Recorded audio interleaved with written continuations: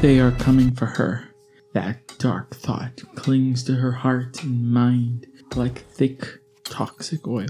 The gentle bubbling of boiling water in the coffee pot is the only sound, the only trace of warmth, comfort in that silent kitchen. She stares at the bubbles, gazing off into some imagined distance, finding a small but meaningful comfort in the tender sound. She grabs a box of chamomile and places a bag into the pot. She takes the coffee pot itself back with her to her bedroom, at least the closest thing to a bedroom she has ever known. She enters, sits at her bed, and her mind returns to fleeing into the distance. The nauseous slime of fear weighs down in her stomach, irritating waves of heat and anxiety crawling, prickling across her back, chest, and shoulders. She takes a nice big drink, using the entire coffee pot as a mug, being careful to keep her thumb on the tea bag string. She didn't want to drink the tea bag again. They always gave her indigestion. She looks at her clock. It is only midnight. She knew then and there that she would find no peace. Not tonight. She has to do something. Imelda pulls out an exercise mat and changes into her workout clothes. Her dark bedroom is lit only by her computer and a dim little lamp on her nightstand. She follows along to a yoga video on YouTube. The closed captions are on, and the volume is low to make as little noise as possible. She allows herself to get lost in the yoga and the instructor's soothing voice, losing all sense of time. She glistens in the dim, warm-toned light. She didn't plan on getting so sweaty. Oh well. She grabs a towel and a change of clothes, and strolls over to the right corner of her room, where her standing walk-in shower is. She would love to have a bathtub to soak in, but custom-designed bathtubs for someone of her size and weight aren't cheap. She turns on the hot water and relaxes, or at least tries to, repeating her mantra to herself. Everything is going to be okay. Everything is going to be okay. Everything is going to be okay. The warm water rushing over her, the steam on the glass, and the mantra act like a protective cocoon, a sanctuary against the harsh world that she knew she would have to step into soon. Almost all superhumans fear mandatory recruitment, the punishment for refusing a summons. Her mind wanders off, fantasizing a cinematic escape out the back door, grabbing Isaac and her father in some dramatic escape from Sunlit Pearl, leaving the entire state of Florida itself behind. Those are the thoughts she toys with. She is no child, however. She knew that the society would not have asked her if it wasn't necessary. She has to do what she has to do to be a good citizen, to avoid fines and criminal penalties, and to do the right thing. At least she hopes to do the right thing. You never knew with the society. Her mind snaps back to reality, jolted awake by the hot water going cold, and remembering the water bill. It is a dark, humid Floridian morning. The sun is still asleep, the morning peaceful, but the tranquility scatters to the wind, the rumbling of an armored vehicle plowing through the sleepy neighborhood. She goes into a mad dash to wash her hair and turn the water off, lumbering to her nightstand, drying herself off, scrambling to grab her clothing, not thinking if it had any wrinkles or not. Her every footstep is faltering as she reaches the windows on the front door. She reaches down to the handle and lifts, revealing it for what it is. Not a wall, but a modified garage door. Her bedroom is in fact a garage that her father remodeled specifically for her size and weight. The armored vehicle is pitch black, emblazoned on the side is the insignia of the society, a bright crimson omega symbol. The interior has a stylized red mountaintop striving for the perfection of the Omega symbol, but never quite reaching it. Imelda walks out and closes her door. She didn't know what kind of vehicle it was. She assumes some kind of troop transport convoy and prepares herself to meet him. The rear of the transport opens up and an older man in his late 50s or early 60s marches out, his face hardened from years of high-pressure situations. Every superhuman in the city knows him from the academy. Chief of Police, Harry Truman. Following close behind him is Imelda's caseworker, Emily Gallagher. The two of them approach Imelda without fear or hesitation. Chief Truman reaches Imelda first and stops. He stands as still as a marble statue, wearing a police uniform. Imelda towers over the older man and outweighs him by at least 50 kilograms or more. Yet Imelda is the one who is shaking in her boots, memories of his sternness and discipline echoing in her head. She did her best to stand at attention, fearful that she isn't doing it right somehow. Chief Truman looks over the Amazon and sighs. The man tries hard to instill a sense of discipline and structure into all the children he oversees at the academy. He continues to do so even after they grow up and graduate. Imelda is, of course, no exception. He's not impressed with her. He sees that her hair is wet, shaking like a leaf, and only half remembering how to stand at attention. And worst of all, her shirt has wrinkles. Truman grunts. You've gotten sloppy, Herrero. Imelda rubs her left arm. Sorry, sir. She looks down and sees the chief narrowing his eyes at her. Her eyes widen. I mean, sorry, sir. She stands, straightening her shoulders, remembering that she has to salute. He couldn't be too hard on the oversized woman.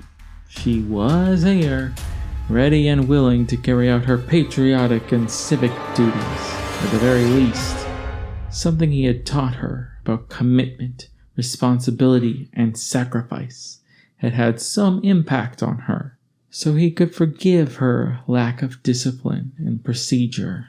The front door swings open. Hugo rushes out to see Imelda standing at attention, and Chief Truman looking her over. He dashes at Imelda and gives her a deep, heartfelt hug.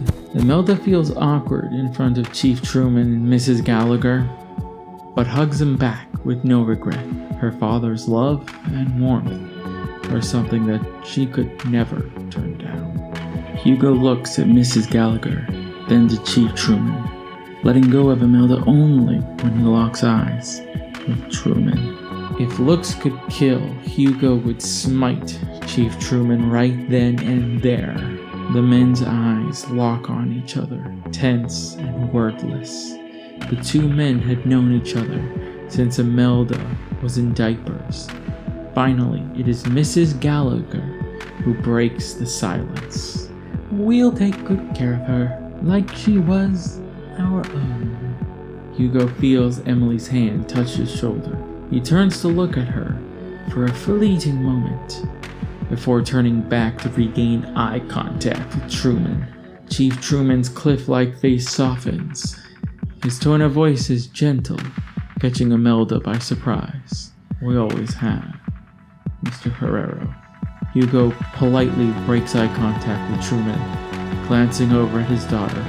You'd better, Truman. The trio begins walking towards the convoy.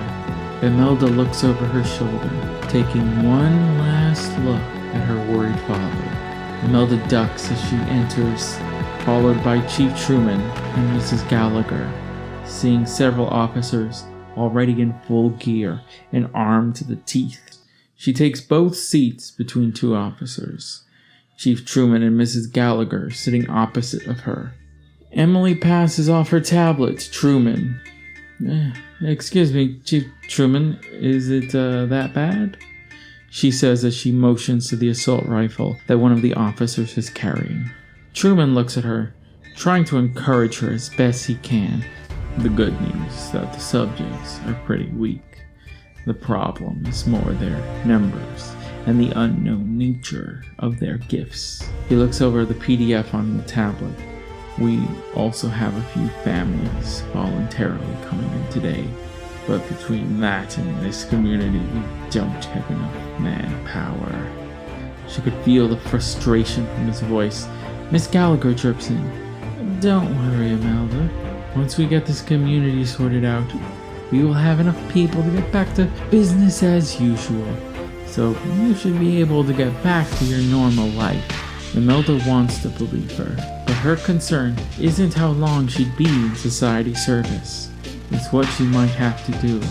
The society, charitably, has always been a hot-button topic around the world, and her mind swirls.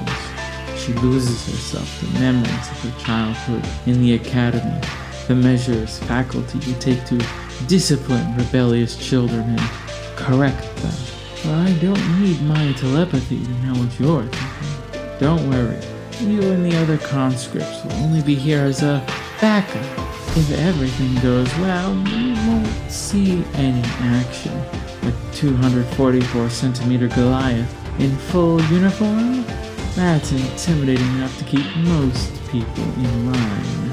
The comment about being intimidating stings a bit, but Imelda doesn't say anything. I know you aren't like that, but we need you to play the role, just for today."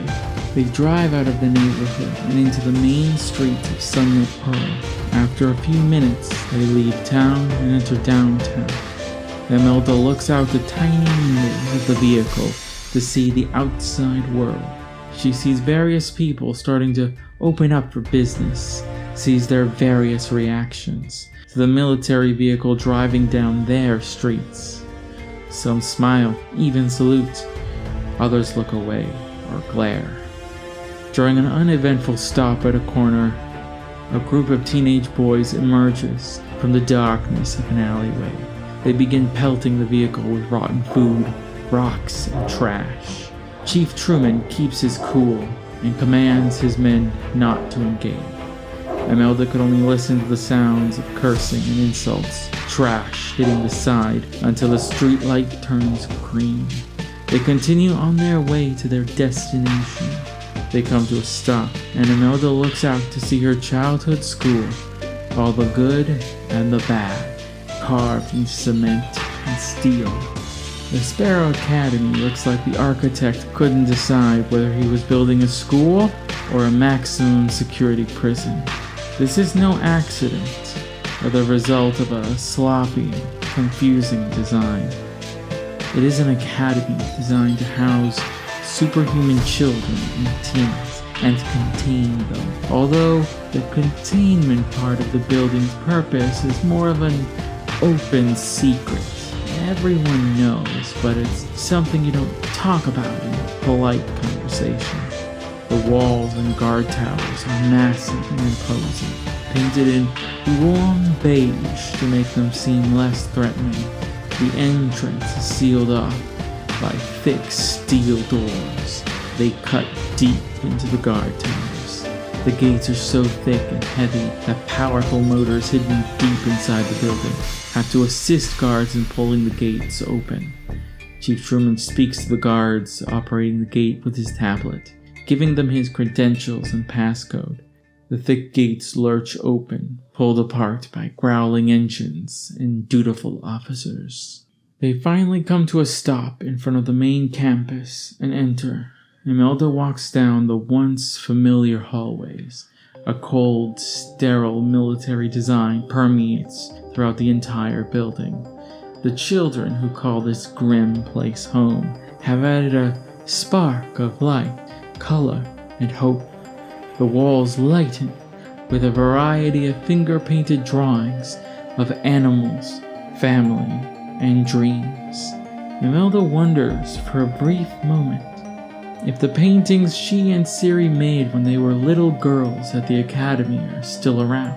And then she remembers the staff scrubs the wall clean every new year to make room for the new drawings for that year's class.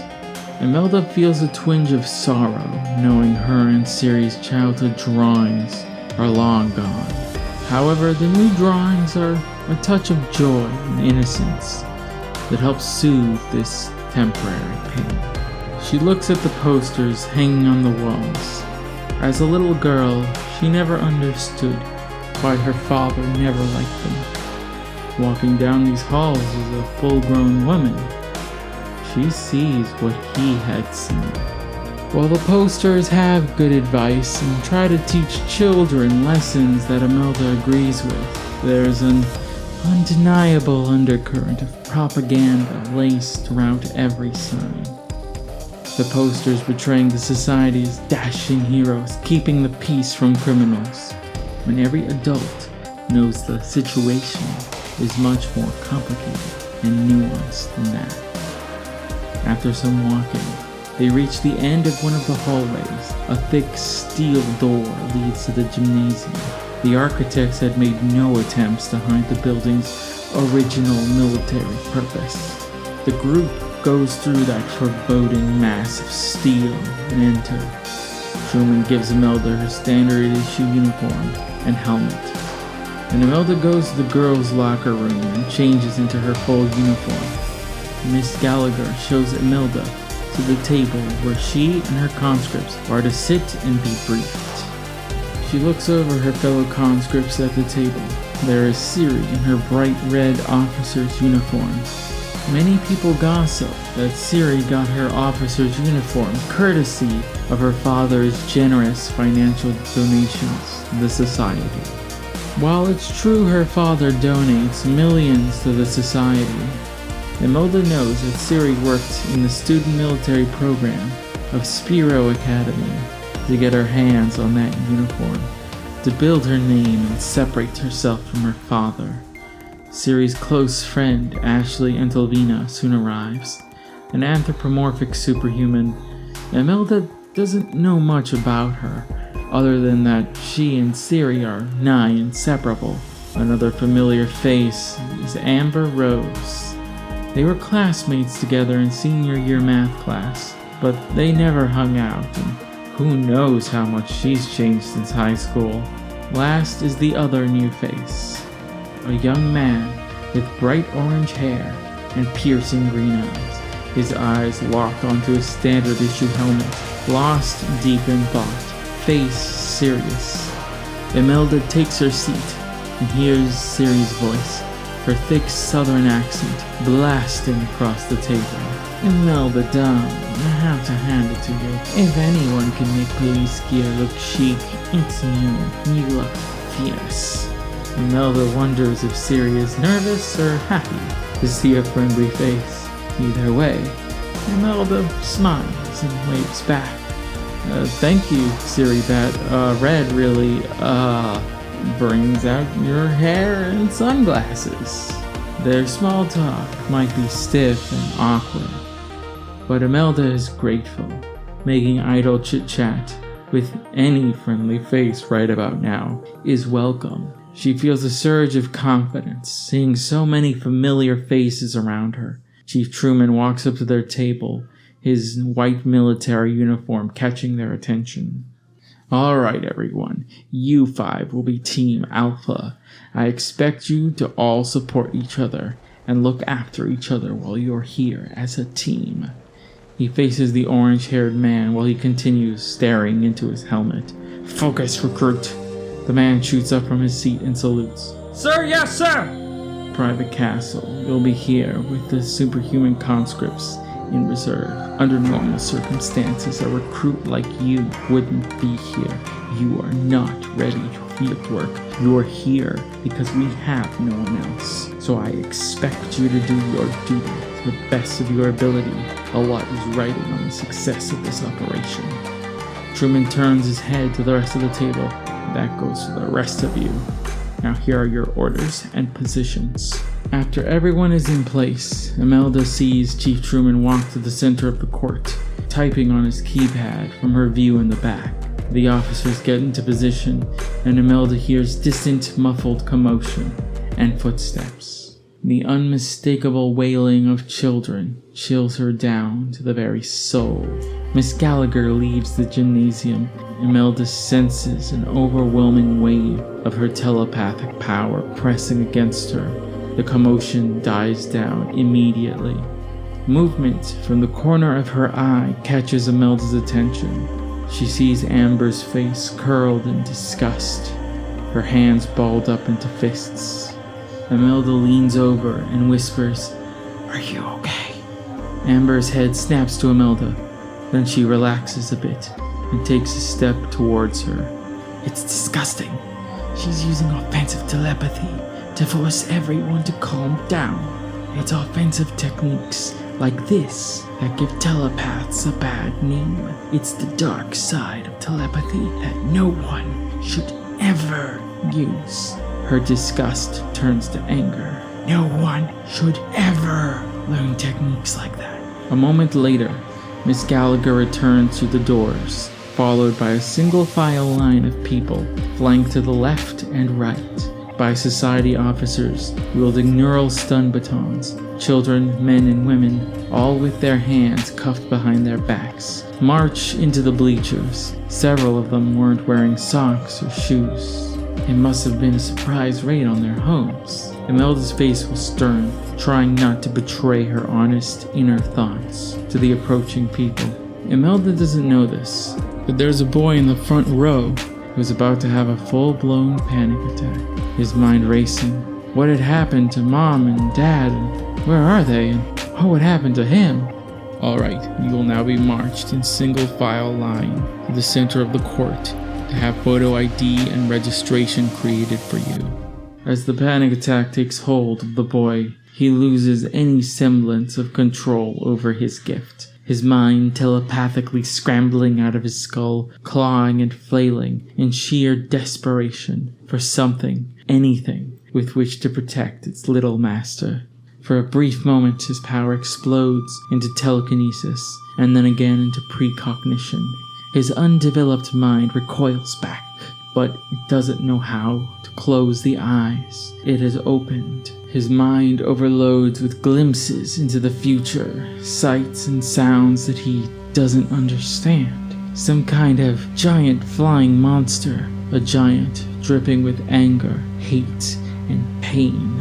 People screaming, a flag of red, white, and black, a globe with a terrible serpent coiling around the world as if to strangle it. Then he saw a creature in the shape of a man with strange wings. He was much smaller than the woman and the flying monster, but of the three, he was the most terrifying.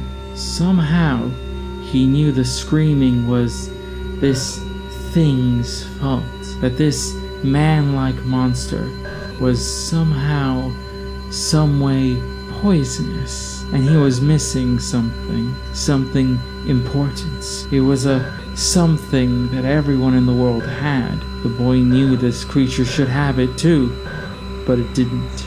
The boy knew there was a reason this something was missing. His gift reacts, lurches, and explodes. A wave of telekinesis blasting forth and crashing into everyone. His telepathy splatters his fear, pain, and confusion onto everyone. People fall on their knees, both by the force of the boy's telekinesis and the sensations of his panic attack splashing onto them. Aiden Castle tackles the boy, snapping him out of his precognitive trance. "What are you waiting for? Take charge. Grow to giant size and tell them to sit down or else." Emily Gallagher pierces in Imelda's mind. But before Imelda could do or say anything, the second wave of telepathy blasts out from the boy that halts everyone in their tracks. The boy clings to Aiden Castle for protection. The two are sprawled on the laminated floor. The boy desperately trying to tell Aiden something important, but he keeps stumbling over his words. Breathe! Just breathe! Slow down! Aiden tries his best to soothe the boy's fear. It works as the boy starts to form coherent sentences again. The dragon, the big, gold, coming. A dragon? What do you mean? We would have gotten a message for... No, not yet. Hasn't happened yet. There is a loud, terrible noise. And then the thunder of an explosion rocks the gym. Aiden takes out his tablet and tunes into the local news. The pieces of the puzzle fall into place. What? Did this kid see the future? Hello, dear audience. I sure do hope you've enjoyed the second episode of Imelda the Giant, and I hope you'll join me next time to find out what's going on with that big dragon, where did it come from, who's responsible, all that and more on the next exciting episode. My name is Ryder D, and I've been your host for this episode of Imelda the Giant. My brother voiced Aiden Castle, so please give him a round of applause if you would. If you like what you see and you want to support me, then please comment, like, subscribe, share, and hit that notification bell.